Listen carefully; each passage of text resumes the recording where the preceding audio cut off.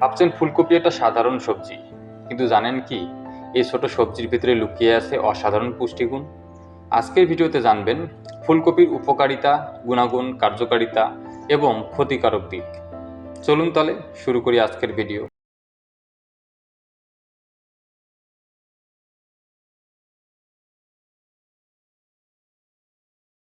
ফুলকপিতে vitamin C, vitamin K, fibre ও antioxidant ভরপুর। এটি শরীরের রোগ প্রতিরোধ ক্ষমতা বাড়াতে সাহায্য করে। ফুলকপিতে থাকা ভিটামিন সি শরীরকে বিভিন্ন সংক্রামক থেকে রক্ষা করে।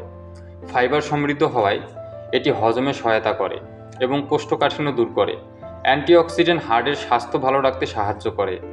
কম ক্যালোরি ও বেশি ফাইবার থাকায় এটি ভয়েটের জন্য দারুণ একটি খাবার।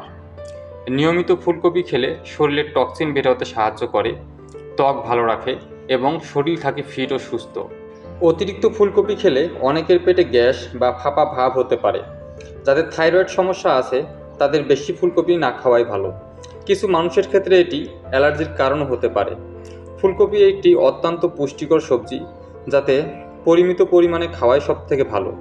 সঠিকভাবে খেলে এটি আপনার শরীরকে রাখবে সুস্থ ও শক্তিশালী। ভিডিও ভালো লাগলে লাইক, কমেন্ট এবং সাবস্ক্রাইব করতে ভুলবেন না।